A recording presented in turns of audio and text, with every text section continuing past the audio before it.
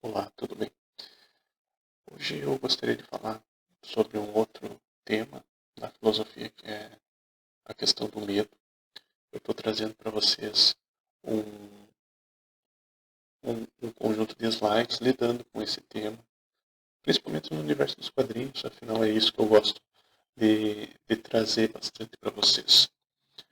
Então, nós vamos trabalhar um pouco essa questão do medo enquanto no universo da DC Comics.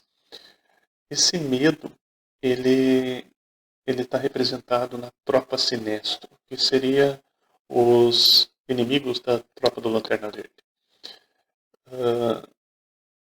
A Tropa Sinestro usa a força do Lanterna Amarelo, que seria a Lanterna do Medo, a força do medo. Eles tentam explorar um pouco esse campo. Por que eu estou trazendo isso? Hoje, nós estamos exatamente em setembro. Setembro representaria o setembro amarelo, que é a, a luta que nós temos hoje enquanto sociedade contra o suicídio. E grande parte do suicídio também é produzido por uma questão de medo. Então é isso que eu quero trabalhar um pouco com vocês. Não sei até onde a gente vai, mas eu quero mostrar um pouquinho como esse medo ele também está presente dentro da filosofia. Então nós começamos aí com o primeiro slide, tendo o título Medo Filosófico, então entrave humano. E nós vamos tentar ver o que seria esse entrave.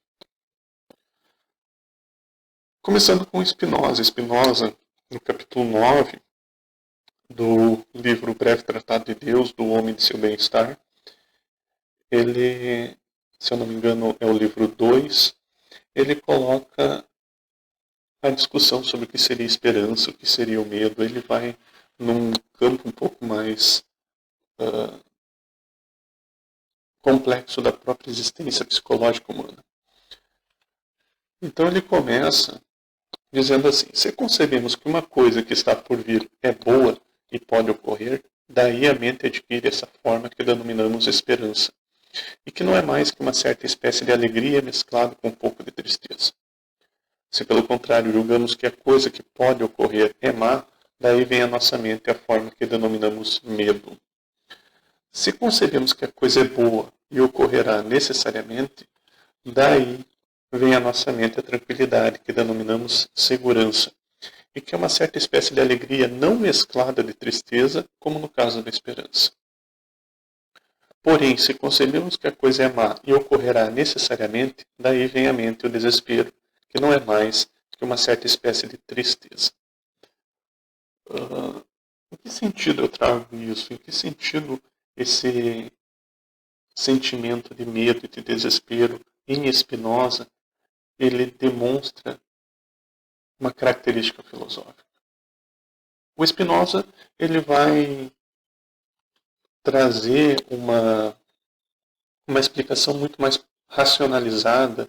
Ele é da mesma corrente de pensamento de Descartes. Então ele vai trazer uma explicação dividida constantemente. Então é nesse sentido que o Spinoza está trazendo os sentimentos, ele está esmiuçando esse processo de sentimentos. Então, se a gente pensar que o que seria esse medo, o medo na filosofia de Spinoza, ele é uma esperança ao contrário. É uma esperança de algo que vai dar errado. Então, qualquer coisa que poderá produzir uma tristeza, um, um afeto ruim, vai estar ligado diretamente ao medo. E quando a gente espera algo bom, isso vai estar ligado com a característica da esperança. Só que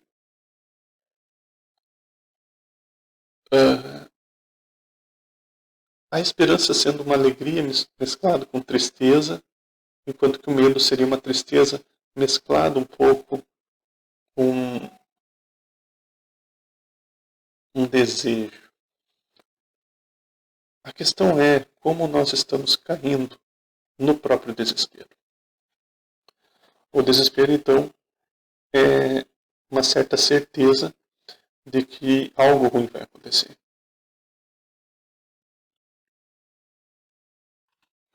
Então, se a gente voltar ali para o exemplo que foi dado antes, que existiria vários lanternas, existiria vários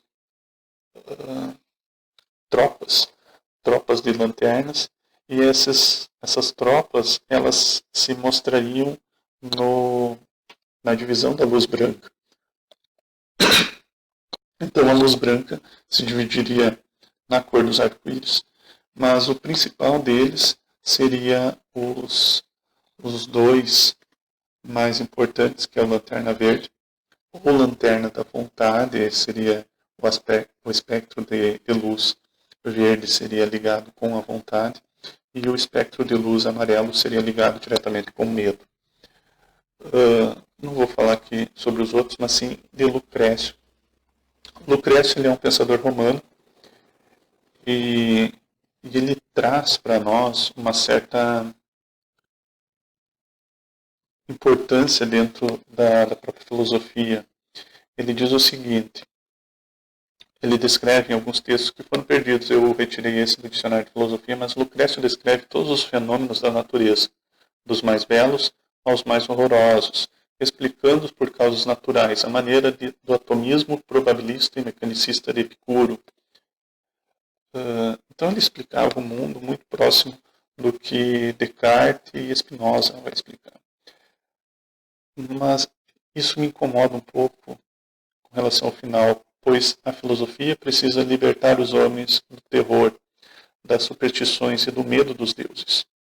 Contra todos os medos, o filósofo deve buscar o sentido do belo e a tranquilidade da alma. Isso é um pensamento muito dos gregos antigos. Um pensamento ruim? Não, não é um pensamento ruim. Longe disso. Mas eu não sei como sair desse processo do medo. A filosofia, ela pode ajudar.